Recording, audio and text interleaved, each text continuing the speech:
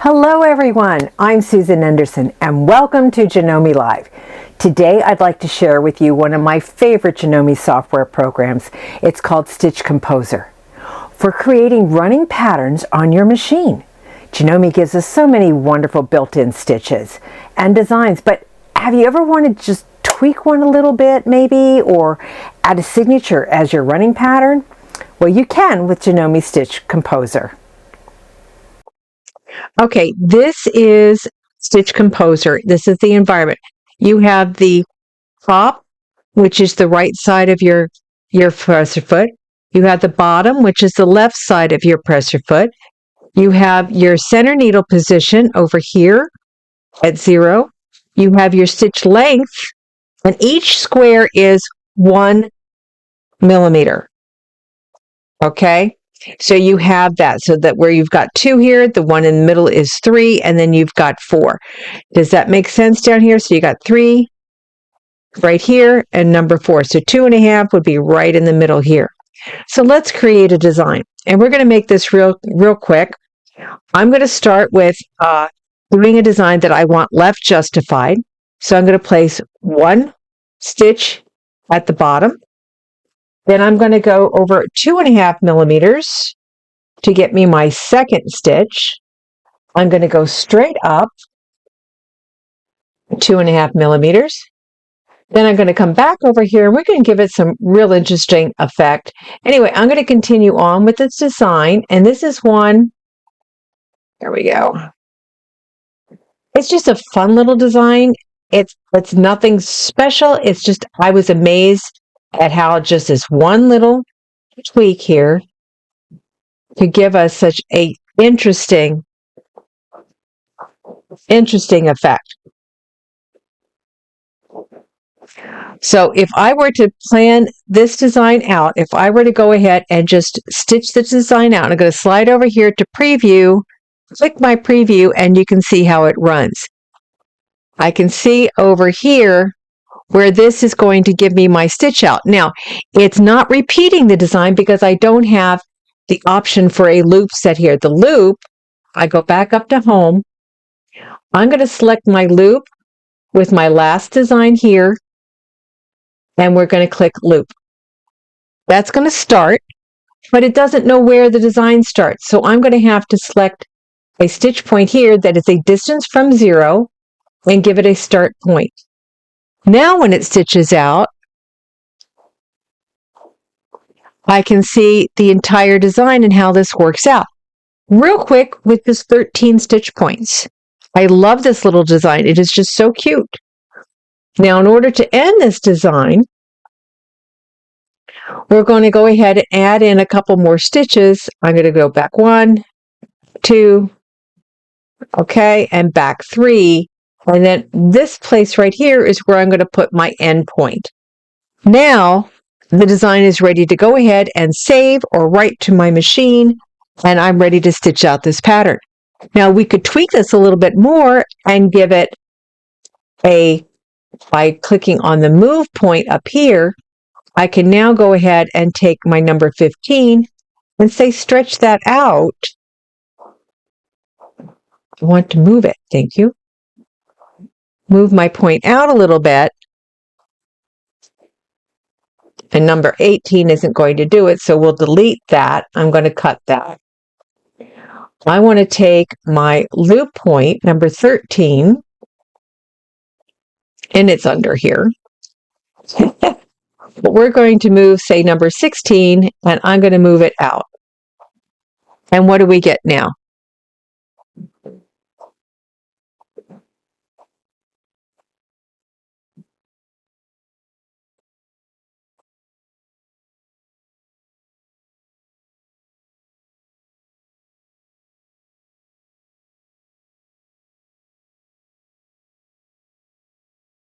So if I take my loop point and move it out, I now have the design so it opens it up a little bit too much. We can move that back around. I'm going to go ahead and get rid of some of these extra stitches.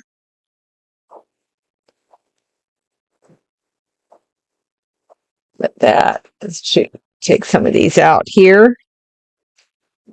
Okay.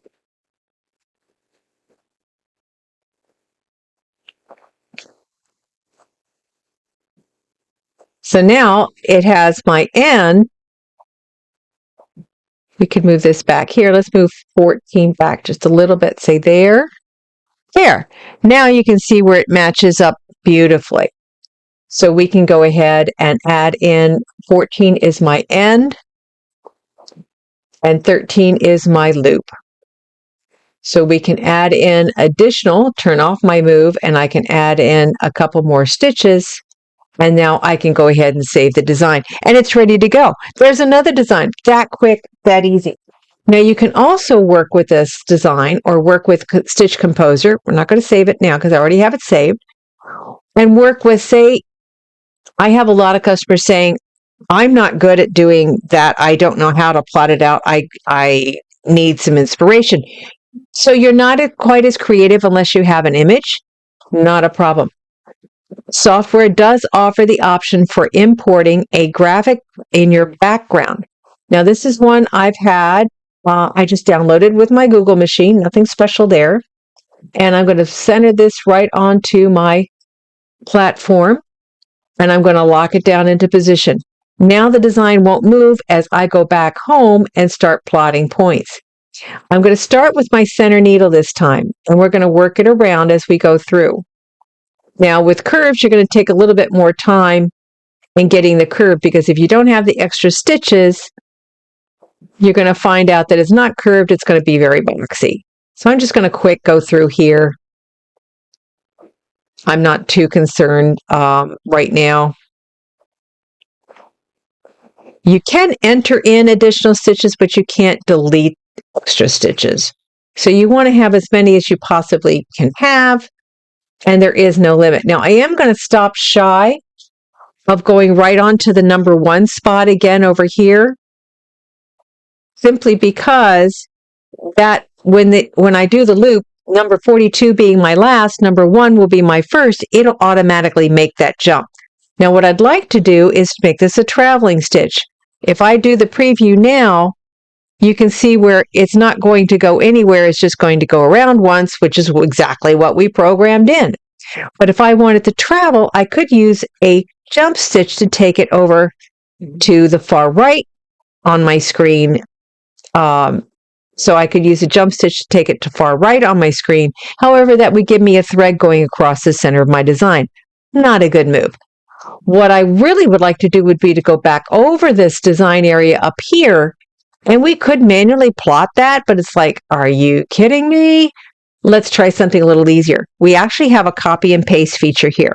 But before I do that, I notice that my start point is going to be on the 0 mark, and I don't have a stitch point on my 0 mark. So I am going to go up here to move and move a stitch pattern to the center needle position. That way I know my needle position will match. My design won't be staggered off. It'll run straight. So what I'm going to do here on my listing is I'm going to highlight stitch number 1. And I'm going to go all the way to stitch number 24, which is down here. That's the other side that's still on my same parallel line on my center needle. Highlight all of that. We're going to copy it. Then I'm going to slide down to my very bottom down here, which is number 42 stitch, and we're going to paste those stitch numbers in, and I've just gone back over top of it. Now when you look at the design, it double stitches that area but still ends. Why? Just like before, we've got to add in a start point. We've got to come down here and find my loop, which is going to be number 66.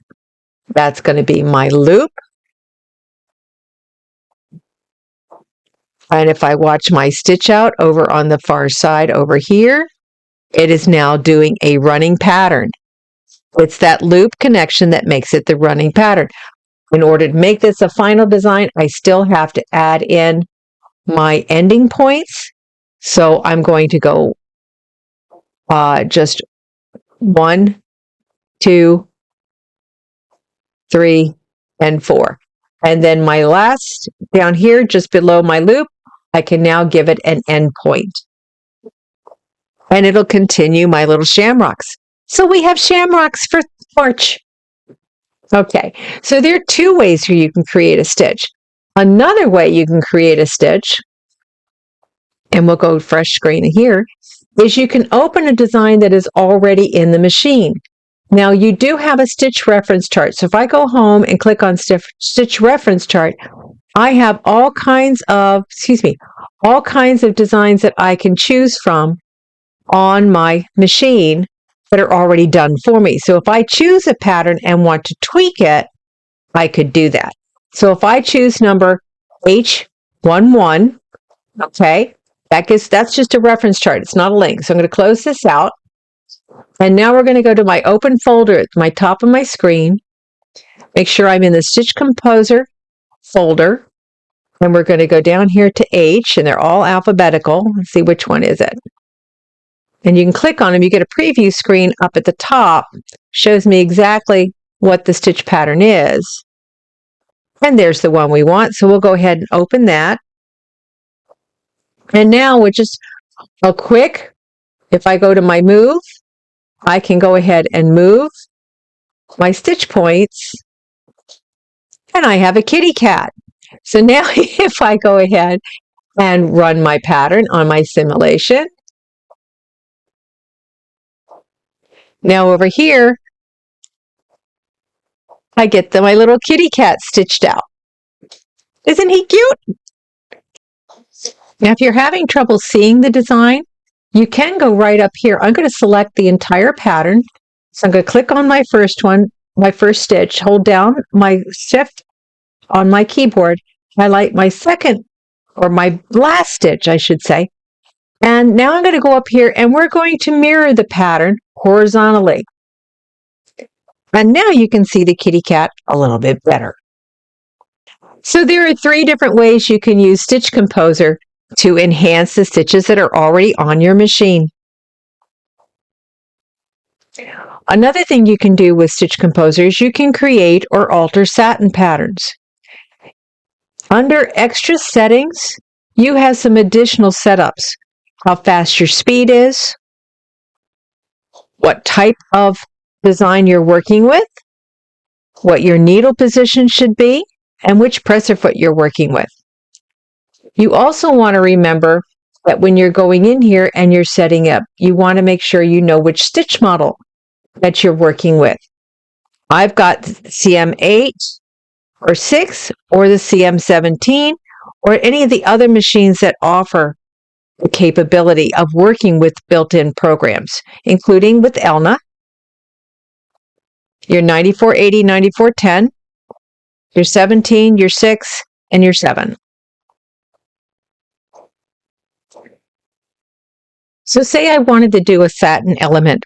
A great way to start that is with one that's already been done on the machine that you can play with a little bit rather than trying to figure it out from scratch. This software can actually teach you how to use itself and teach you more about your machine. So I'm going to go up here and I'm going to open my folder and I'm going to go to long, which is an L program. And like I said, they're all alphabetical. And I want L01 and it's got a satin element to it. And there's the design. Wow, it's a lot of confusion, isn't it? But you can go ahead and tweak any of this. There's 181 patterns on this. And you can scroll through this. You've got a slide bar across the bottom, so you can go all the way through. Well, say all I want out of this is the bow that's in the very center. Okay, so I'm going to bring up the bow right in the middle of my screen. And I'm going to see where my stitch points start working off. So that starts at number 73. So we're going to go down here. I'm going to start with stitch number 1. I'm going to hold down my shift and go down to 73. Okay, 73. And we're going to highlight that. And I'm going to cut those. I'll have to exclude the first stitch. Okay, so I just learned something.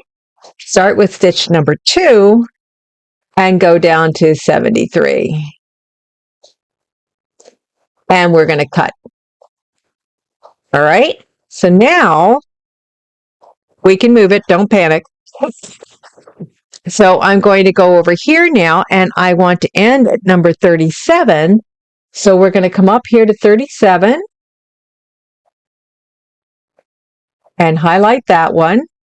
Hold down my shift, go all the way down to the end. We'll add the end in the loop later, and we're going to cut that. And I'm going to hit paste. And there I've got my design ready to stitch out. And I still have to add in the loop at the bottom. We got the start point, so we're going to end start. We're going to end down here at the loop. And then I'm going to add in a couple of stitches at the end to lock it.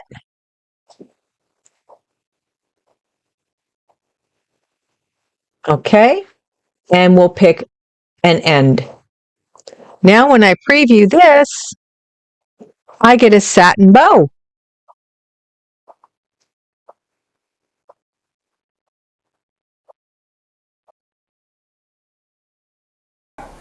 Thanks for joining me today. Now you can really personalize your sewing with your own original stitch designs. With Janome, there's no end to what you can create. The limit is only your imagination. I'm Susan Enderson, and I'll see you again soon on Janome Live.